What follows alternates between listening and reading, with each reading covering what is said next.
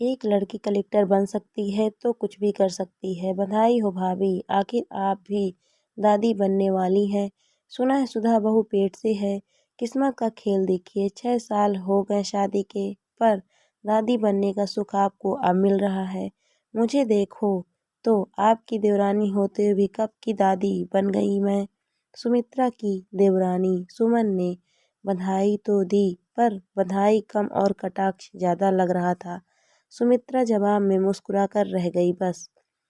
पर ये बात सुधा के कानों में भी पहुंच गई जब वो चाय लेकर रसोई से बाहर आ रही थी, और उसको मन ही मन बहुत दुख हुआ जब उसकी चाची सास उसकी सास से इस तरह बात कर रही थी। पर छोटी होने के नाते उसने कुछ नहीं कहा। बाद में वो अपनी सास से बोली, मम्मी जी, आपको चाची जी इतना सुना रही थी और आपने जवाब भी नहीं दिया। मेरी वजह से आपको कितना सुनना पड़ता है ना। काश मैं भी आपको एक पोते का सुख दे पाती तो आप भी सबसे शान से कह पाती। और कहते कहते भावुक हो गई सुधा। अरे पगली, सुमन की तो आदत है ऐसे बोलने की, और मैं तो कब से जानती हूँ उसे। उससे दूसरों की खुशी देखी नहीं जाती, इसलिए ईर्ष्या के भाव से वो बोलती है। तेरे ससुर जी थे तब भी ये उनके व्यवहार को देखकर हमेशा उखड़ी हुई रहती थी, क्योंकि उनका सबसे मेल जोल था और उनके सारे काम अच्छे से हो जाते थे। वहीं देवर जी का स्वभाव भी सुमन की तरह ईर्ष्यालु है, तो कम ही लोगों से आना जाना है उनका। और उनके पोता हो गया तो और घमंड हो गया। पर तू चिंता मत कर, मुझे पोते की कोई चाह नहीं है। मुझे बस इसी बात की खुशी है कि तू माँ बनने वाली है, और माँ बनना एक औरत के लिए सबसे बड़ी बधाई की बात होती है, और दादी बनना उससे भी बड़ी बधाई, चाहे फिर पोता हो या पोती। ये सुनकर सुधा अपनी सास सुमित्रा के गले लग गई और बोली, आप जैसी सास मिली जरूर मैंने पिछले जन्म में पुण्य किए होंगे। हाँ, वो तो है, सुमित्रा हंसते हुए बोली। समय अपनी गति से चलता रहा और सुधा एक प्यारी सी बेटी की माँ बन गई। लेकिन डॉक्टर ने दूसरे बच्चे के लिए साफ मना कर दिया, ये कहकर कि सुधा की प्रेगनेंसी में बहुत कॉम्प्लिकेशन है, इसीलिए दूसरा बच्चा या तो बच्चा बचेगा या सुधा। सुमित्रा ने डॉक्टर को साफ मना कर दिया कि हम कोई चांस नहीं लेना चाहते, बस हमारी बहू हमें सही सलामत चाहिए। सबने मिलकर अपनी बेटी का नाम खुशी रखा, क्योंकि उसके आने से सबका जीवन खुशियों से जो भर गया था। सुमित्रा ने पूरे मोहल्ले में खुशी के होने की खुशी में बेसन के लड्डू बंटवाए, क्योंकि सुधा को बेसन के लड्डू बहुत पसंद थे। किसी ने खुश होकर बधाई दी तो किसी ने कहा, किस्मत का खेल देखिए, इतने सालों बाद बच्चा हुआ, वो भी लड़की। अरे भाभी, लड़की की बधाई में कौन लड्डू बांटता है, लड़का होता तो फिर भी समझ में आता। तभी सुमन बोली, और क्या भाभी, लड़का ही तो बुढ़ापे का सहारा बनेगा और वंश को आगे बढ़ाएगा। लगता है अजीत है सुधा का पति, का वंश तो अब आगे बढ़ेगा ही नहीं। और कहकर हंस दी। ऐसा मत बोलो सुमन, आजकल लड़की लड़का सब बराबर है। जब वंश लड़के के नाम से चल सकता है तो लड़की के नाम से क्यों नहीं। और एक शादी होने के बाद लड़की के माता पिता बदल जाते हैं, या फिर अपने माता पिता पर लड़की का कोई अधिकार नहीं होता। एक लड़के की तरह एक लड़की भी बुढ़ापे का सहारा बनती है, और मेरी मानो तो बेटे से ज़्यादा अच्छी सेवा एक बेटी करती है अपने माता पिता की। रही वंश चलाने की बात, उसमें अभी बहुत दिन है। वंश कौन चलाएगा कौन नहीं, ये बात की बात है। अभी तो संतान को अच्छे संस्कार देकर पाल पोस कर बड़ा करना जरूरी काम है। ठीक है, मैं चलती हूँ, मेरे पास बहुत काम है, कहकर सुमित्रा चली गई। पीछे से सुमन अपनी पड़ोसन से बोली, कभी लड़की को वंश चलाते या माता पिता की सेवा करते देखा है, जो अब भाभी जी नई रीत चलाएंगी। अरे अब पोता नहीं हुआ तो कुछ तो बातें बनाएंगी ना। पड़ोसन के भी सुमन की तरफदारी कर दी। आखिर अमूमन पड़ोसी तमाशा देखने के लिए ही तो होते हैं, जो अच्छी सलाह तो कम देते हैं, पर घी में आग डालने का काम तो जरूर कर ही देते हैं। सुमित्रा ने जहाँ अपनी पोती की परवरिश संस्कार और अच्छी शिक्षाएं देकर की थी, वहीं सुमन ने अपने पोते को लाड प्यार में जिद्दी और संस्कारहीन बना दिया था। समय अपनी गति से चलता रहा और सुमित्रा और सुमन के पोते पोती भी बच्चे से जवान हो चुके थे। कुछ सालों बाद सुमित्रा जी, आज फिर से लड्डू, क्या बात है? किस खुशी में लड्डू बांटे जा रहे हैं? मिसेस शर्मा ने पूछा। आज खुशी ने यूपीएससी की परीक्षा उत्तीर्ण कर ली है। वो अब कलेक्टर बनने वाली है।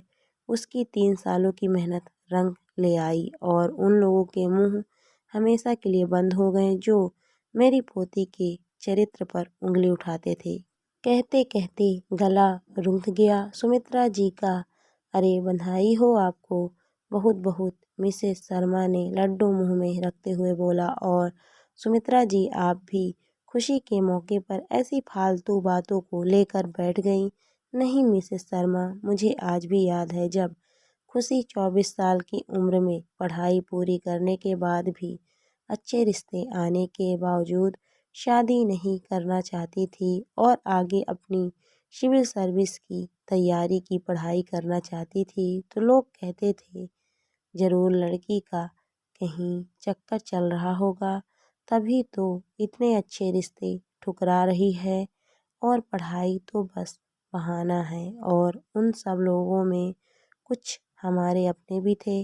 सुमित्रा जी सुमन के बारे में बात कर रही थी, जो हमारी खुशी देखकर जलते थे।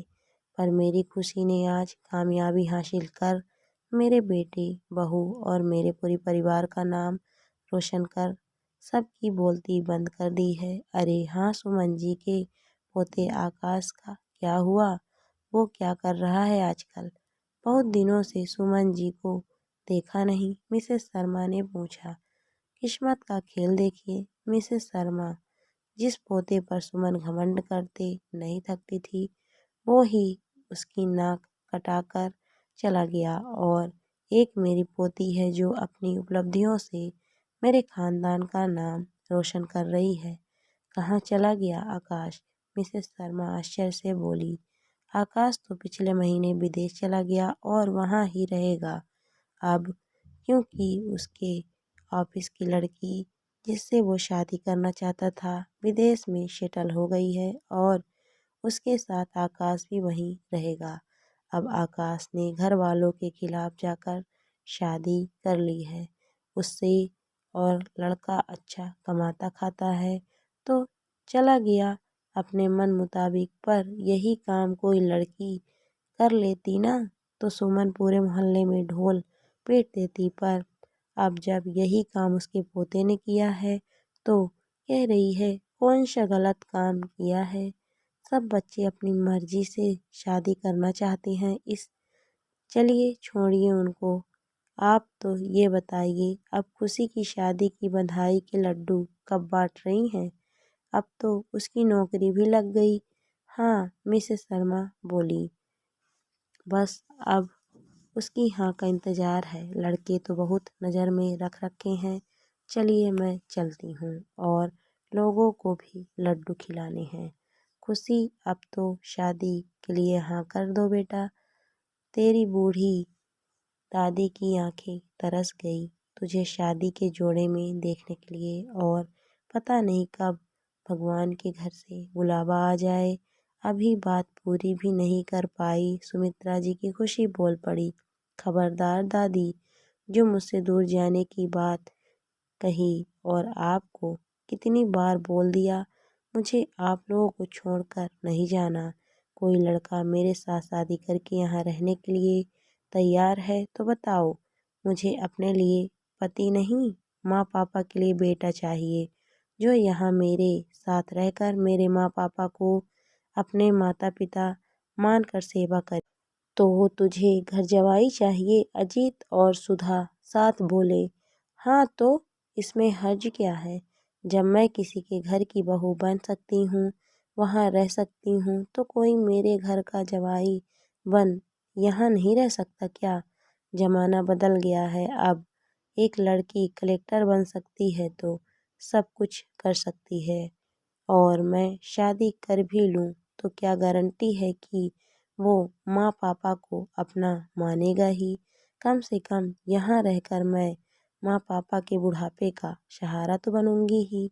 साथ में मुझे तसल्ली भी रहेगी कि उनको बेटे नहीं होने का कोई गम नहीं है, क्योंकि उनकी बेटी उनके पास मरते दम तक है। और फिर चाची अम्मा सुमन को भी तो दिखाना है कि बेटियां नाम रोशन भी करती हैं और वंश भी चलाती हैं और बुढ़ापे का सहारा भी बनती है। उनके बेटे आकाश की तरह नहीं। खुशी की बात बीच में ही काटते हुए सुधा ने उसको चुप रहने का इशारा किया। थोड़ी खोजबीन करने के बाद आखिर खुशी और उनके घरवालों की तलाश शादी.com के जरिए विवेक पर आकर पूरी हुई, जो खुशी के साथ रहने के लिए तैयार था। वो मल्टीनेशनल कंपनी में जॉब करता था और अपनी माँ के साथ रहता था, पर उसकी भी शर्त थी। खुशी, जैसे तुम अपने माँ पापा की चिंता करती हो, वैसे मेरी माँ को भी मैं अकेला नहीं छोड़ सकता, इसीलिए मेरी माँ भी हमारे साथ रहेगी। विवेक, ये बोलने की बात नहीं। माँ अपने बेटे के साथ नहीं रहेगी तो और कहाँ रहेगी। और हाँ, घर बेशक तुम्हारा होगा, पर घर का खर्चा मैं उठाऊंगा ताकि मैं भी अपने स्वाभिमान से जी सकूं। विवेक की ये बात ही काफ़ी थी उसका व्यक्तित्व बताने के लिए। इससे ज़्यादा किसी ने कुछ नहीं पूछा। धूमधाम से खुशी और विवेक की शादी हो गई और जहां खुशी के पति के रूप में सुधा और अजीत को दामाद के रूप में बेटा मिला, तो विवेक की माँ को भी बहू के रूप में खुशी मिल गई। और सुमित्रा जी आज बधाइयाँ लेती हुई थक नहीं रही थी। आज अपनी किस्मत के इस खेल पर वो मन ही मन इतरा रही थी और अपने परिवार की खुशियों को किसी की नज़र ना लगे, बस यही दुआएं भगवान से कर रही थी। दोस्तों, कहानी आपको कैसी लगी कमेंट करके ज़रूर बताइए। कहानी अच्छी लगी तो वीडियो को लाइक शेयर करें। अगर आप मेरे चैनल पर नए हैं तो प्लीज़ मेरे चैनल को सब्सक्राइब भी करें। Thank you for watching my video.